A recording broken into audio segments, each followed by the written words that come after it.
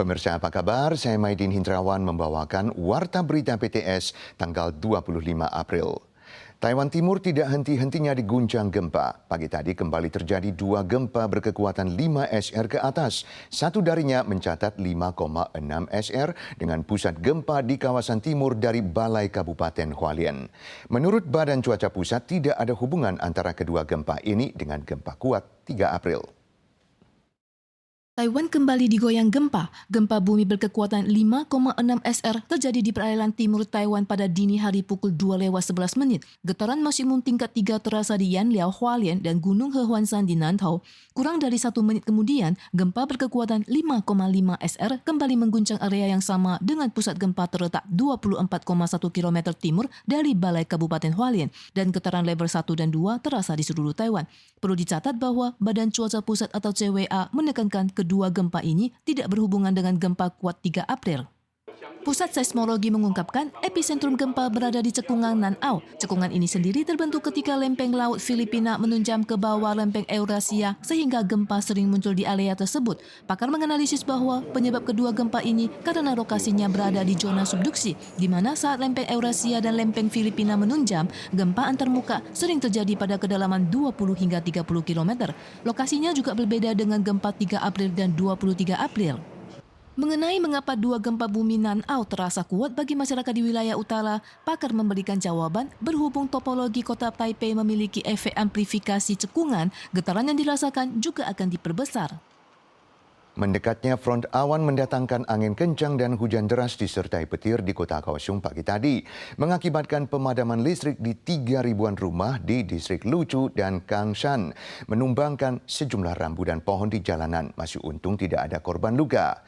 Menurut CWA, cuaca tidak stabil masih akan berlanjut. Hujan lokal singkat atau hujan petir berkesempatan turun di semua tempat, sementara hujan singkat atau hujan petir berkala akan turun di wilayah barat.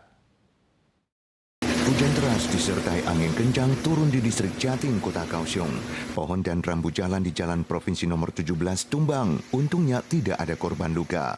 Pukul 6 pagi, hujan deras disertai petir di Kaohsiung membuat jarak pandang di Jalan Nasional nomor 1 menjadi buruk. Banyak kendaraan pada ruas utara melaju lambat sambil menyalakan lampu kuning ganda. Sementara di distrik Kangshan ada jalur motor tergenang air, ada motor mati di atas jembatan, kemacetan terjadi di banyak tempat, dan ada warga bahkan menemukan ikan lele di selokan bangunan. Hujan juga menyebabkan pemadaman listrik di 3.266 rumah di distrik Luchu, Kangshan, dan Hunei. 其中这些比较蓝色、紫色的一个位置呢，大概就是比较强对流发生的一个区域哦。 Hujan lokal singkat atau hujan petir berkesempatan turun di semua tempat, sementara hujan singkat atau hujan petir berkala akan turun di wilayah barat. Sebagian darinya akan hujan sangat deras yang mudah menimbulkan genangan air.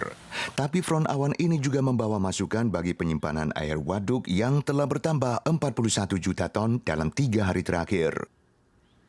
Taiwan telah menekan nota kesepahaman dengan India terkait perekrutan pekerja migran India.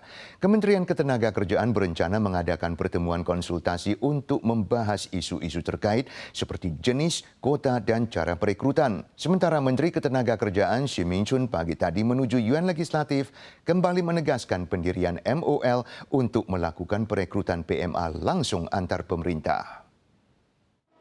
Nota kesepahaman perekrutan PMA India yang telah selesai ditandatangani telah selesai ditinjau Yuan Eksekutif dan diteruskan untuk disahkan di Yuan Legislatif. Namun Yuan Legislatif menggantinya menjadi status peninjauan. Sementara itu, Kementerian Ketenagakerjaan atau MOL berencana mengadakan pertemuan konsultasi. Menteri MOL Shih Min Chun akan membahas kemajuan isu ini di Yuan Legislatif pada tanggal 25. Legislator berpendapat bahwa pemerintah telah mendirikan pusat direct hiring untuk mendorong perekrutan PMA secara langsung, namun kinerjanya malah kurang dari 10%. Perekrutan PMA India juga mungkin menyebabkan keuntungan terselubung pada agensi sehingga menyarankan pemerintah untuk melakukan perekrutan G2G.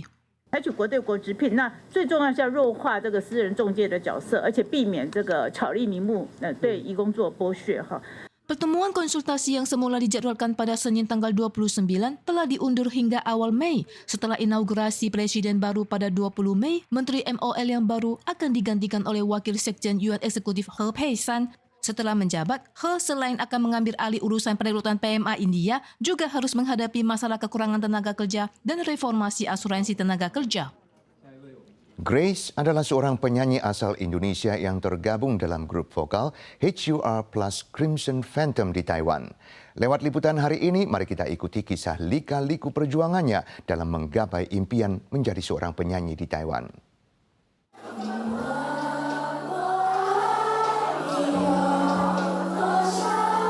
Lagu Bulan Melambangkan Hatiku ini langsung memikat para penonton di bawah panggung. Penyanyi bersuara emas ini menghibur para penonton. Ia adalah Grace, satu-satunya anggota grup vokal Taiwan HUR plus Crimson Phantom yang berasal dari Indonesia. Awal-awal di sini tuh karena awal-awal di Taiwan tuh lebih susah adaptasi bahasa ya, karena aku jadinya nggak bisa kayak kasih tahu aku tuh maunya apa yang aku pikirin tuh aku nggak bisa sampaikan gitu. Lahir dan besar di Indonesia, Grace melanjutkan pendidikannya di Taiwan setelah lulus SMA. Ia awalnya menghadapi kendala bahasa sehingga selalu menemui kesulitan saat hendak mengekspresikan apa yang ada di benaknya. Namun berkat kerja keras dan keuletannya ditambah dengan kemampuan olah vokalnya, ia akhirnya berhasil terpilih sebagai subvokalis grup HUR plus Crimson Phantom. Pada tahun 2022, ia menjadi pusat perhatian setelah memenangkan juara pada kategori foto dalam babak final kontes Supermodel Internasional Taiwan dan kecantikannya bahkan mendapatkan penghargaan fotogenik terbaik. Aku kan pertama kalinya acting kan ya, aku pertama kalinya acting terus dapat peran yang sering banget nangis, aku langsung kayak gimana ya nangisnya gitu kan. Tapi untungnya aktor-aktor di sana tuh kayak bantu aku, bimbing aku gitu. Grace juga sempat menjadi salah satu pemeran drama TV What the Hell is Love. Bagian yang paling menantang baginya adalah bagaimana caranya menjiwai peran menangis. Untuk sekarang aku pengen banget kayak bawa HR Plus tuh buat ke Indonesia perform biar keluarga aku, teman-teman aku kan gampang gitu liatnya ya.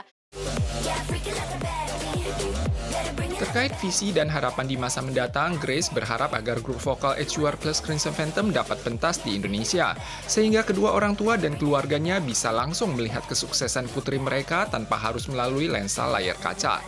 Namun lebih dari itu, ia berharap agar grup mereka bisa berjaya di panggung internasional suatu hari nanti.